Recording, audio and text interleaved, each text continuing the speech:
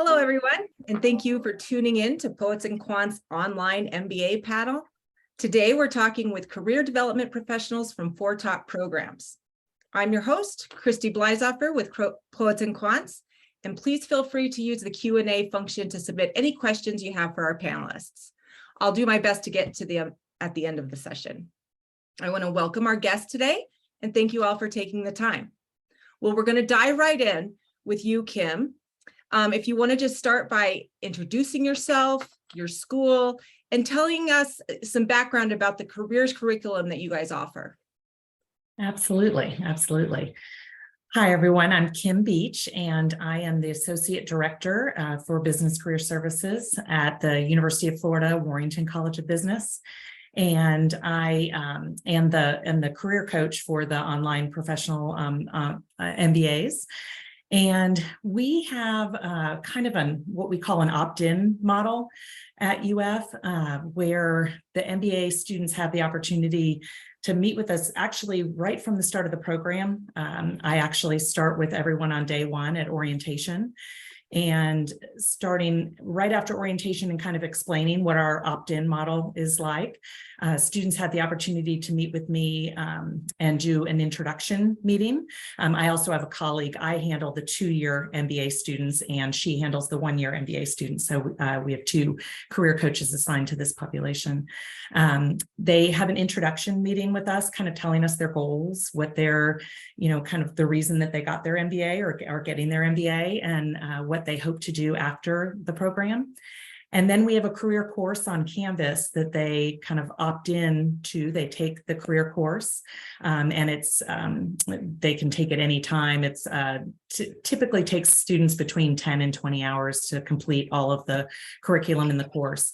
And if they complete the course, then they can opt into our one-on-one sessions.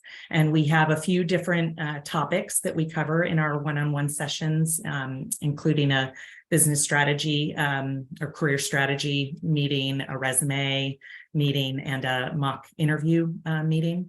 And then we continue to work with those students throughout their other needs as the program goes on. So, for example, if somebody has an offer that they get from a company and they want to talk about their negotiation, or if they need another mock interview because another interview is coming up that they're interested in, or helping them with case interviews, things like that, then we do one-on-one sessions with them as well. And in addition to that, we offer a lot of workshops, virtual workshops for our online students, where they all come together and listen to the topic if it's something that interests them. So we also have, group sessions and things that we do with them. But that's kind of our, typical process that we follow. Yeah, very good. Chris, how about you? Introduce yourself and tell us about your careers curriculum. Sure. Thanks, Christy. My name is Chris Luby. I am the Director of Career Development for our graduate programs here at the Krannert School of Management with Purdue University. And so our program sounds very similar to what Kim does. We operate with right as their start in orientation, where we're sharing our message about our services through the Professional Development Center. And students can opt in to meet with a coach one-on-one. So we have a dedicated resource for our online students, but we also work as a coaching team where we're able to refer students across 2 different coaches based on their interest. And so we're pulling in our full talent from all of our coaches that are working with our residential or other part-time programs. From there, students are able to meet with us whenever they need to regarding if it's interview preparation, or if they want to talk about their strategy, they want to shape what it looks like to stay with the same company and grow into a leadership role.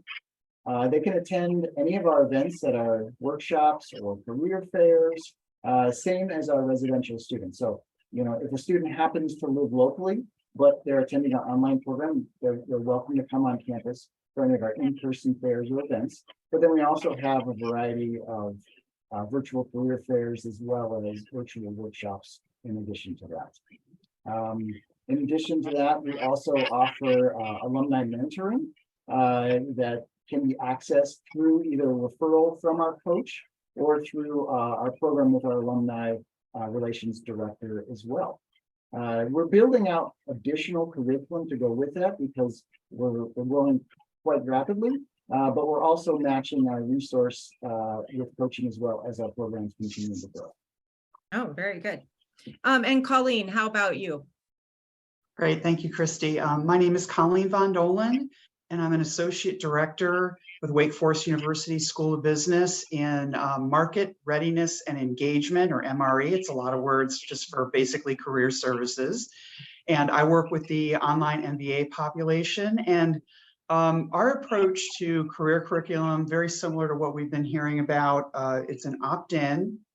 And we realize that students are at such different stages of their career. You know, my undergraduate coaches kind of take their students all through the same curriculum, the same way, because they're all going through the same process at the same time. And our students are so unique in terms of where they are in their careers that we know there is no one size fits all. So we have a very customized one-on-one approach where students will meet with me one-on-one to discuss their career goals, job search, resume reworks, interview prep, you know, all those things. But we also realize that people that are in this program are in it primarily for flexibility, in addition to, you know, wanting a top education and the MBA knowledge to propel their careers. But in keeping with flexibility, we want to make sure that students can access the tools that they need, no matter when it is. If they want to work on their resume at 2 a.m. or 4 a.m., that they don't need to wait on a coach. So we have a toolkit that's a Google site that we've designed that's full of information on a variety of topics, including industry guides, resume recommendations, correspondences, and we do have a job postings board that is accessible to both our online and our on-ground students.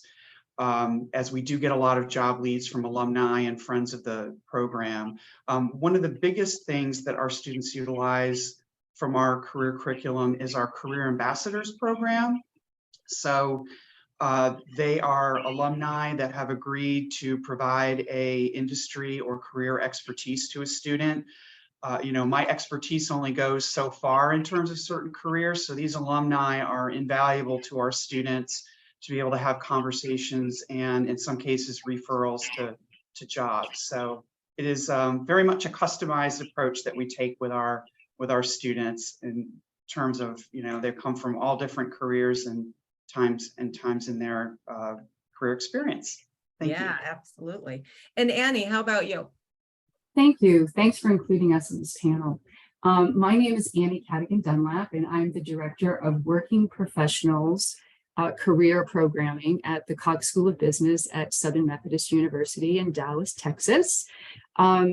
Right now, we have worked really hard across the working professional populations to create a sense of parity among all of our working professional programs. So the OMBA for us, that's what we call our online program, really looks an awful lot like our other working professional programs in the CMC, or that's our Career Management Center. We have 2 full-time coaches that work with our online program, as well as a number of contract coaches that come in to help with special functional areas like marketing or finance and add additional support for individual coaching. When students come into the program, we meet you at orientation. You get an assigned career coach, and you will work with that coach throughout the program as many times as you need to on a lot of the same skills that the other coaches have talked about already on the panel. You know, any type of career, resume, cover letter, any type of networking skill sets, all of that is available to you in one-on-one coaching. Additionally, we offer a Managing Your Career class during the second year of the online program. That is an optional opt-in class for the flexibility of the wide range of people that are coming. If people are looking at pivots or people are looking at changing functions, we find that's a really helpful resource. As soon as you start the OMBA, we begin our programming that you can opt into. It's all virtual. It happens at noontime in Dallas, or it happens in early evening. It involves everything you can get at an individual coach, you can get in a small group experience with our programming. We really think of it as a skill building set of tools that we share with our students along the way.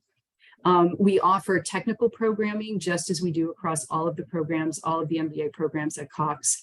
We invite you to partake in our finance program, our marketing programs, our special case prep programming from outside vendors, as well as our internal career coaches across the programs. And like the other schools, or some of the schools have talked about, we have a really special CMA mentor program. We call it the Cox Mentor Academy. After your first semester, you're invited to participate with a Cox mentor. These are very highly selected mentors from the general DFW marketplace, most of whom are Cox alumni, who will be paired up with our individual students that show an interest in wanting a mentor. And you can match with that person for a semester, or you can stay with that person for the duration of your program. Additionally, we communicate weekly with our online program, with our Working Professionals newsletter. And that would include all of our programming, our large events. Our online people are included in all the events that we have for our people who are in residential programs. So if you're able to come to campus or able to participate, then we invite you to come and do that. And at least twice a year, we have a special virtual event for our online programs. We have 2 online programs at Cox, and we hold virtual career fairs so that students who can't come to campus can still interact with the same employers that are interested in our MBA populations on campus. So we found that to be super helpful for our online students. Yeah, very good. Well, thank you all for the great overviews of your curriculum. That's very helpful. Chris, let's go back to you for this one. So an online MBA has a variety of students who are looking to, either advance in their careers, start new career paths, pivot industries, just deepen knowledge. How do you support this broad range of students and help to guide them in the next phase of their career? Yeah, that's a great question. And I think Colleen hit on the word customize earlier. And really, for us, it really starts with that one-on-one, and it allows us to first listen, to understand what the students' needs are. We can segment our students into some pretty major populations and bucket sizes, but we really want to find out from the individual. So once they opt in and they begin that journey with a coach, they discuss what their desires are, their goals, and their reason for here. Then we begin using all the resources at our disposal. So we'll do a referral process sometimes to external coaches that we use, or vendors. We have a fairly sizable established alumni pool. And then we also have some of our own internal developed materials as well. But the big key that we have is a program we call Advisors in Residence. And so these are professionals who have since left their careers, retired, and they spend decades either working in a corporate setting or other leadership positions. And they're able to come in and they're able to provide this broad base of experience knowledge that they have, either through their own personal lens or through working with others. And really, this is a chance for them to help students act out and listen. Here's what I want to do. Here's what I want to accomplish. Can you help me get there? Can you help me establish a strategy that I can use to attain the level that I want once I get out of the MBA school? So that's really built around that one-on-one opt-in student-first philosophy, where we're going to listen and we're going to learn exactly what your goals are so that we can put whatever we need in front of you to make you successful. Yeah. And Colleen, how about you in this, broad range of students with a broad range of career goals? Great. Well, while we don't want to sort of pigeonhole our students into any particular category, during those initial one-on-ones, we do try to identify if they are a career pivoter, if they are a career enhancer, or a career advancer. And those are all slightly different. I mean, pivoters are obvious, and we do have a lot of students coming to the MBA program looking to make big changes in both industry and function. Then we have some that are kind of staying on their current trajectory, looking to enhance their skills. And then we have some that are really looking to achieve those C-level positions at some point. So we do have very specific plans that we put in place for the steps that those students should go through, depending on if they are an advancer, enhancer, or pivoter. One of the tools that we use that has really helped for all 3 of those buckets has been something called an executive in residence, which sounds very similar to a program that Chris mentioned at Purdue. We have executives that come a few nights a week during the course of the semester, and students can have one-on-ones with them to understand their career paths, their experience, and just, that all important, all powerful networking that has to go on at all times. So we really, again, look at our network and then the expertise of the coaching to help formulate a customized career plan for that student so they can achieve what they're looking for. And sometimes it's not while they're in the program. We are very forthcoming with our students that we realize they are working, in many cases, 40+ hours a week and trying to balance school. And oh, by the way, they might have a personal life that they have to attend to. So for many of our students, they don't really engage with career services since it is opt-in till the end of their journey or even as an alum. And coincidentally, I am also the resource for alumni career services. So they would just continue to work with me as they sunset out of the MBA program and become an alum. So we're here for them even after the program if they haven't had a chance to really leverage the career services during the busy time they've been here. Right, right. That's so important for the lifelong learning aspect. Annie, how about you?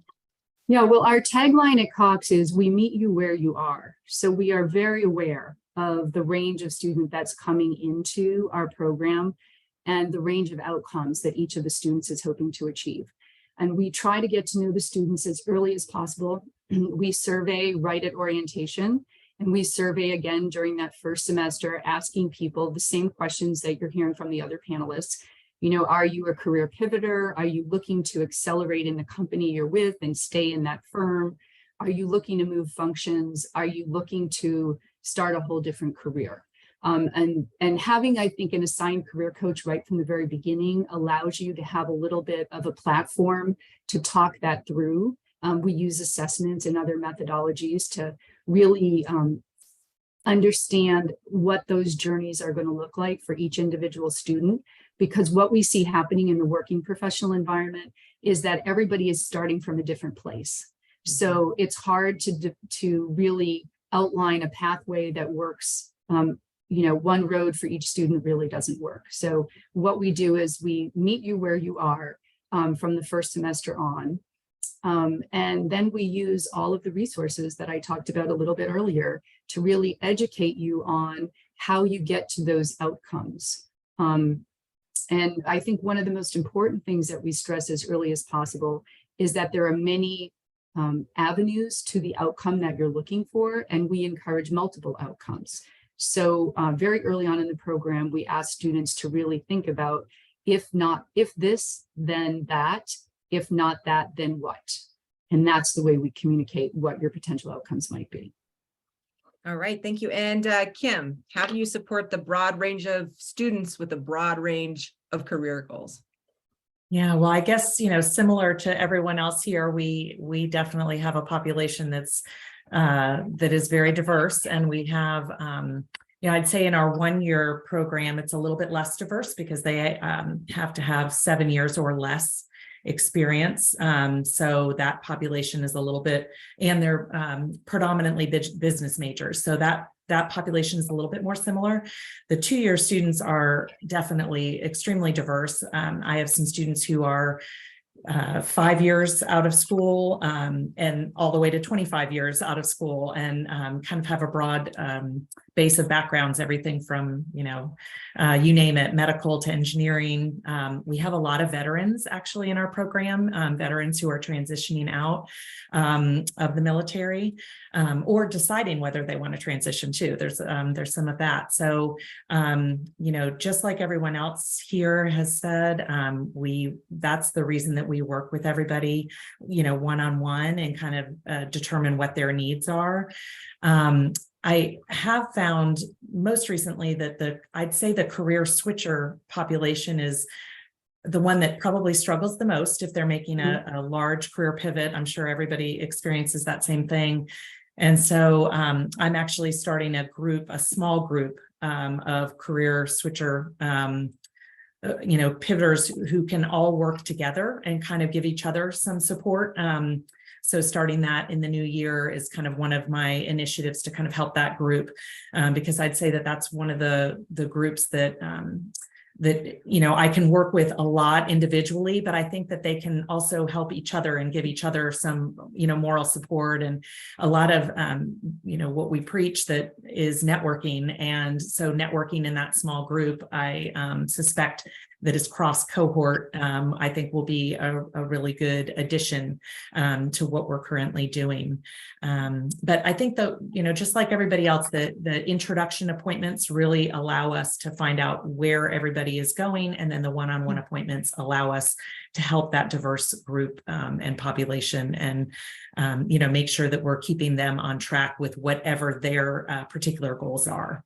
Yeah, absolutely. That's an interesting initiative. Colleen, now to you. Can you talk about some of the tools and assessments at Wake Forest to help students identify career opportunities that fit with both their goals and their values? Sure.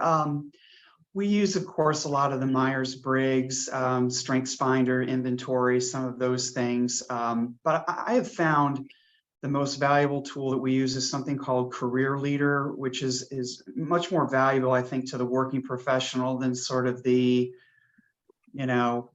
what color am I, is my parachute kind of thing that we see out of some of the Myers-Briggs assessments. But Career Leader helps students look at what motivates them, what skills do they have and knowledge, and where do they want to head with their career. And it provides some career matches for them to consider, and it also makes recommendations for what type of work environment that individual would thrive in, and what are the watch outs or the things in terms of an environment or a working situation that they might want to stay away from. So I feel like it's a great tool for our working professionals. Of course, in their organizational behavior classes, they do exercises in job crafting. They take a class called Diverse Teams and Contemporary Leadership. So through those, they're doing, additional assessments as well. Yeah. And Annie, what about at SMU Cox?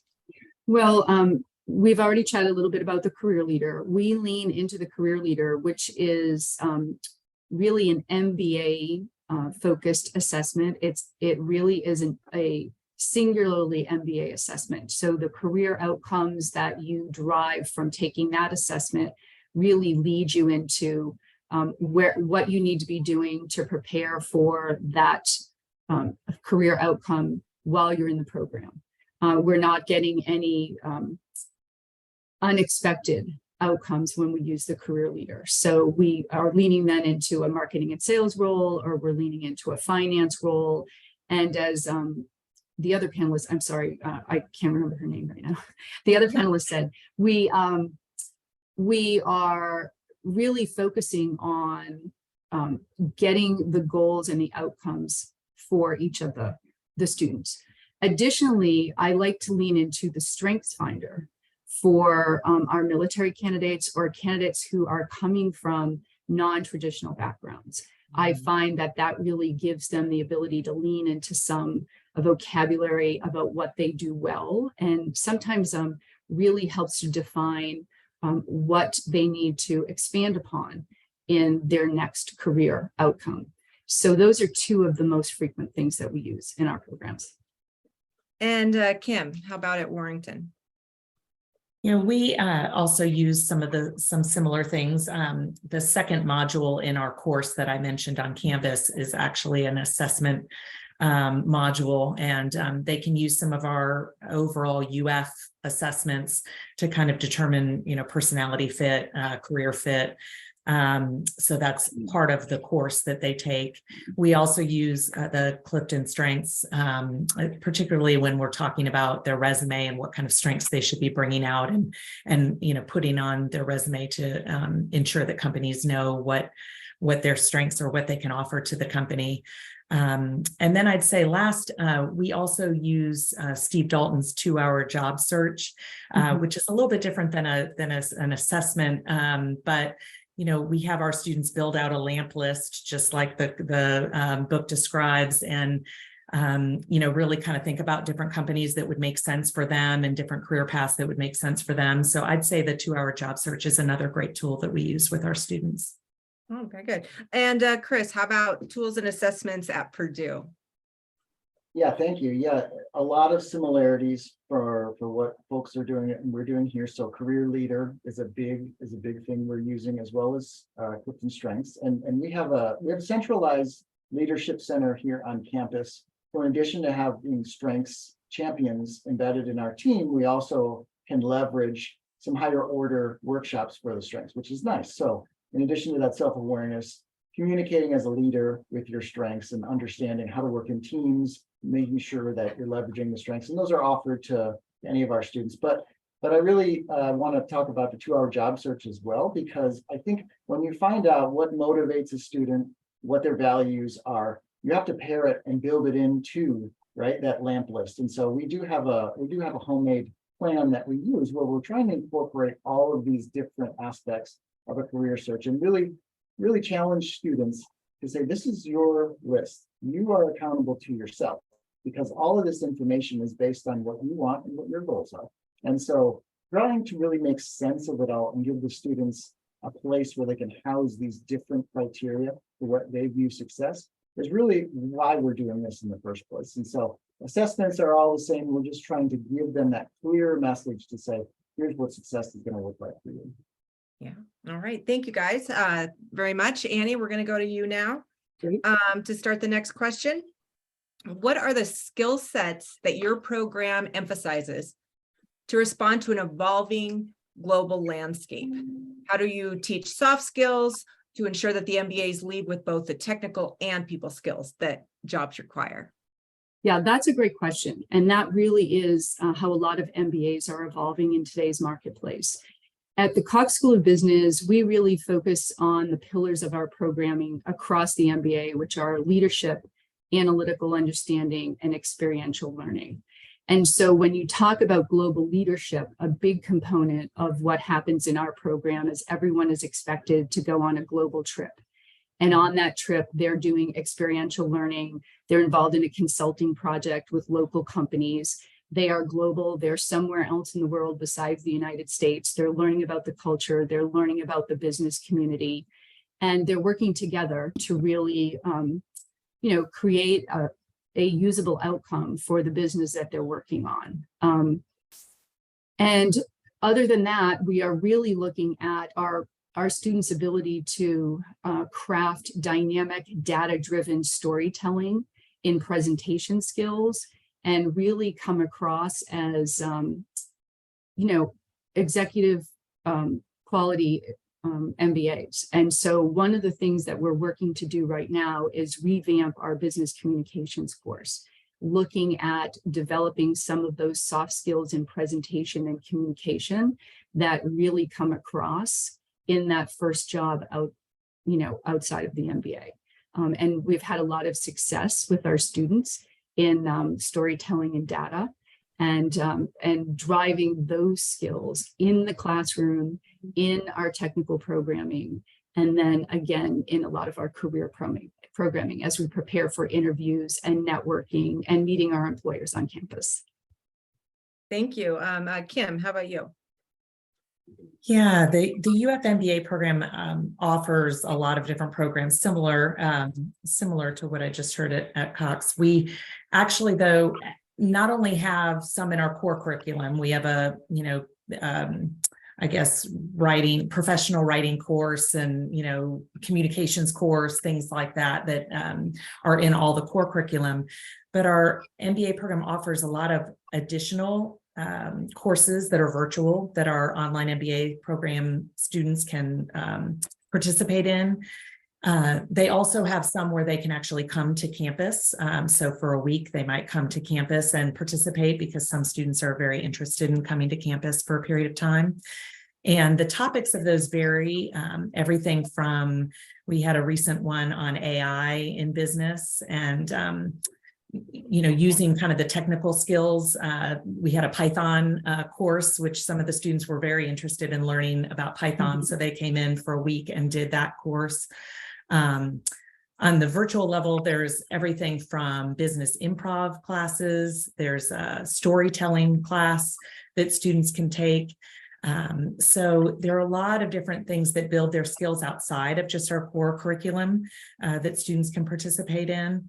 And so in addition, we also have a global program that students can go to a different country. They kind of have some options. They can either go on the global trip.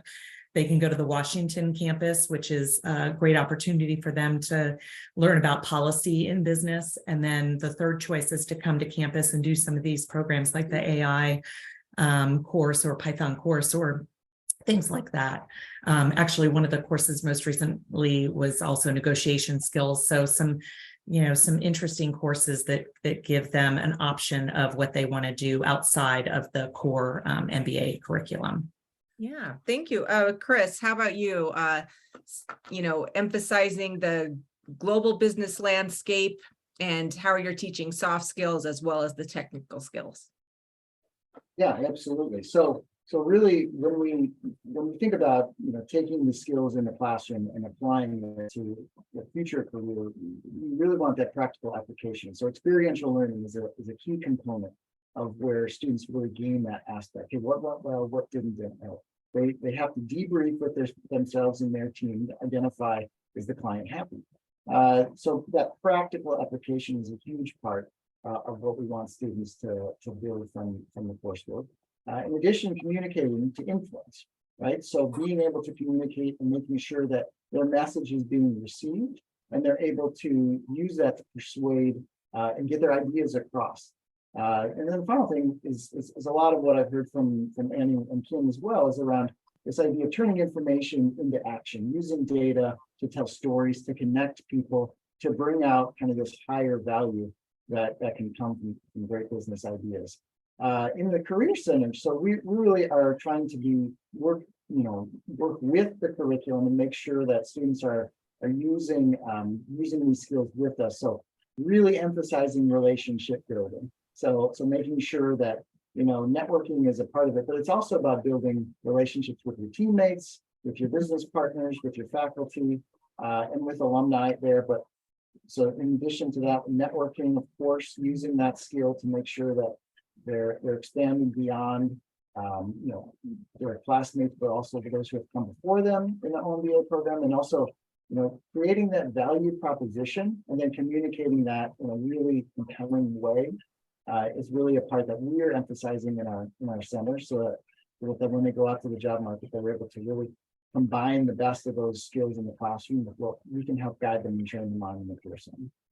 Oh, thank you. And Colleen, same question. Yes, well, at Wake Forest, there's a very strong commitment towards producing leaders and developing leaders that are ethical and responsible corporate citizens, as well as leading in that community. We do have, as many of the other programs mentioned, we have what we call a global immersion trip, which we're so happy to reinstate after the pandemic. It went underground for a while, but our students have been to locations like Dubai and Amsterdam, particularly on the finance end, Munich, China, Russia back in the day, and really had a chance to work with local companies and do that experiential learning piece and consulting piece, and even in some cases competitions against some of the local universities in those countries. So that's always been fantastic. And a big part of the global responsibility piece is this focus on not just DE&I, which has been so important in learning and in being good global leaders and citizens, but also how we've developed ESG and the importance of that at Wake Forest University. We have a new innovation department, and we really are looking at case competitions that all our students can participate in, and just the idea of making sure that from an ESG perspective, that leaders are coming out of Wake Forest with those qualities. Yeah, well, thank you all. We're going to go on to the next question to Kim. And I like this question because it gives you all a chance to brag a bit and differentiate yourself. Kim, what do you think employers most appreciate about students from your school? Well, I think that the word that comes to mind for me is that they are doers. As I mentioned before, on our online side, we have a variety of different students with different backgrounds, but I'd say the one thing that kind of across the board fits them is that they're very hardworking doers who are interested in growing in their leadership skills and interested. The reason that they're in the MBA program is to grow in their career. And when we talk to the employers that come through our office, the one thing that they say is they keep coming back because the students are always the ones that kind of stand out as ones that get the work done. And I think that always makes me, happy to hear that our students kind of stand out in that way. So it's kind of a simple answer for me. Simple is great. Chris, what about at Purdue? Yeah, great question. So, when I hear back from employers, they tell us that they hire from Krannert because our students are problem solvers with strong work ethic. And that sounds a lot like the doer response that Kim had from Florida. And it's true because they come back, right? That's the true measure of how successful our students are is they come back to hire more students. So that's a great sign that exists. And the other piece of this is that I think this is where I have my own input, is that our students are able to contribute quickly when they enter a company because they have great quantitative skills and they're able to use data in their decision making. So this idea that we have this legacy of students who have gone out and they're able to solve complex problems through their strong work ethic and adding these quantitative skills on top of it really makes for a compelling pitch to our employers, and that's why they continue to come back for our students. Yeah, very good. Colleen, how about at Wake Forest? At Wake Forest, what employers tell us is that they really appreciate the critical thinking skills that our students have, how they are also able to be immediately impactful to an organization. They hit the ground running, even though they may or may not have experience in that particular area. So just, that impact right away. Integrity. We hear a lot about the integrity of our students and the ethics, and also hard to put to words, but it's sort of a quest of curiosity. We hear a lot from employers how they get the sense from our students that they're just going to keep pushing and asking and wanting to learn more and find out. So that curiosity factor is big in terms of their perception of our students pursuing continuous learning and professional development throughout their careers. Yeah. And Annie, same question to you. Yeah, thank you. So as I've heard from the other panelists, a lot of our employers come back year after year for our students because they're very, very happy with how our students perform on their teams. In addition, a lot of our employers are alumni of the Cox School in Dallas. And so they have very high expectations for the people that they're hiring.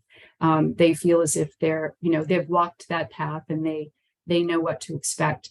But what I do hear over and over again is how our new MBAs come onto a team, they elevate the team right away. They're able to contribute in a way that is very productive. The feedback I generally get is they are very prepared for the job they're being hired for, and they're capable of doing more once they get there.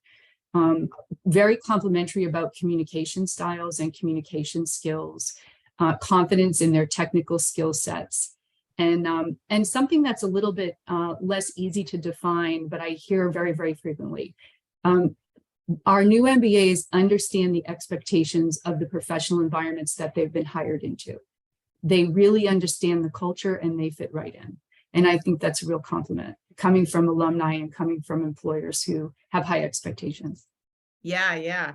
Well, we're going to stick to alumni here, and we'll go to Chris for this one, but I want to give you each a chance to talk about your alumni networks and how do students engage with them? How often are they coming to campus to help, or engaging with students in mentorship and other factors? So, Chris at Purdue, talk about your alumni network.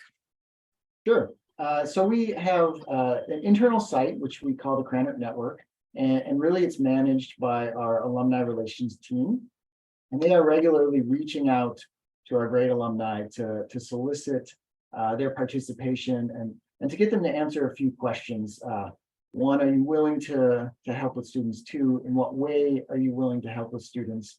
And three, can you be contacted to help with students? And so that offers this immediate list of alumni who are ready, willing, and able to interact with students. There isn't this hesitancy that students might have about should I or shouldn't I reach out to somebody who looks like a good fit. So this really helps generate that early momentum that can be challenging in networking, where students might lack the gumption, so to speak, of moving forward to connect with somebody that they really want to.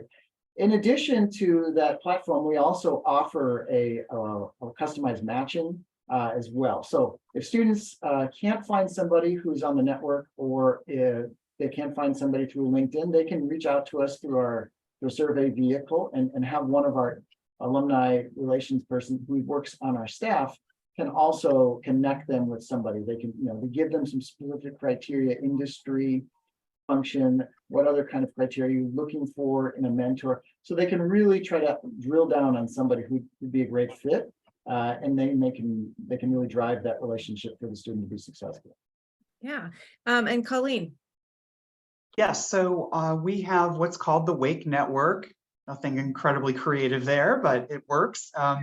And as many people know, we're not an extremely large school. We're a relatively small school, and our MBA programs are small, which to some might seem like a disadvantage in terms of the network. But what I have found is that the Demon Deacon family, we're close and tight knit. So when our students reach out to an alum, a Wake Forest alum, they're almost always responsive. It's not going to be a situation where an alum feels obligated or might waste time or has already been contacted by, a dozen other students in a particular, academic year. So we find that our alumni are really engaged.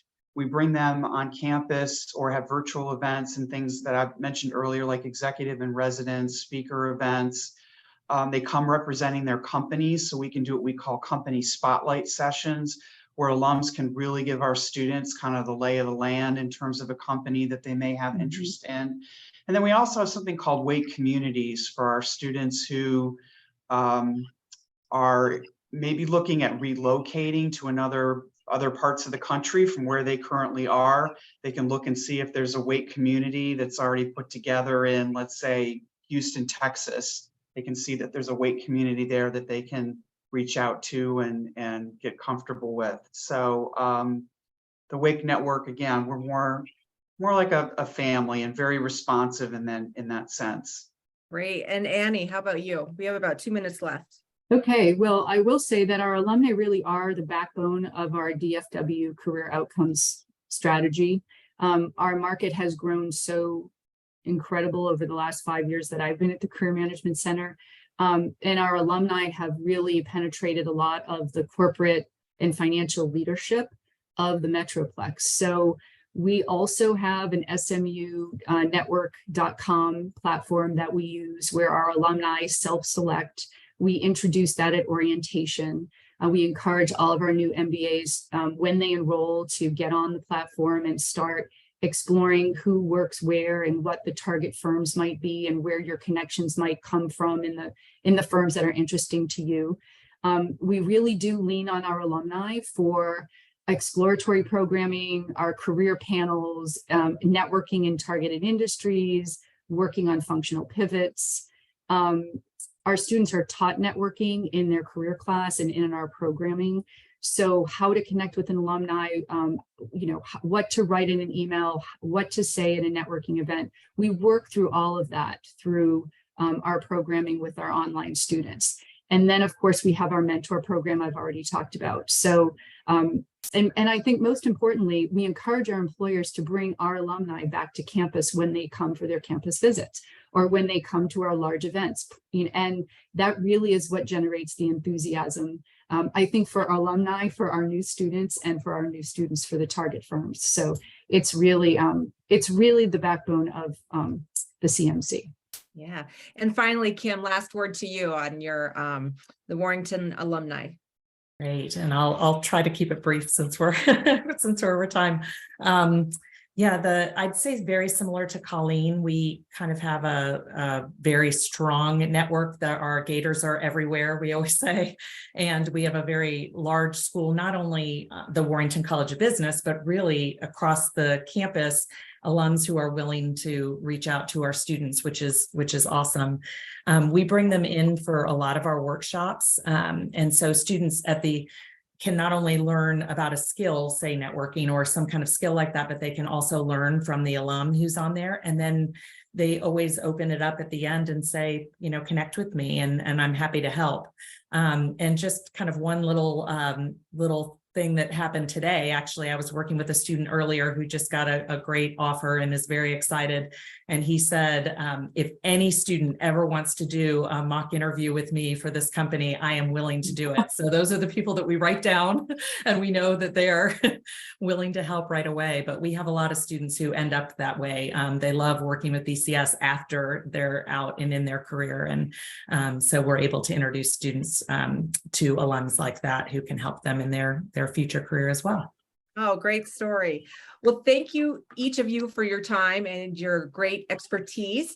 And thanks to all our viewers. If you need follow-ups, please reach out to the schools directly, and they'll be more than happy to answer your questions. Thanks, everybody. Have a great day.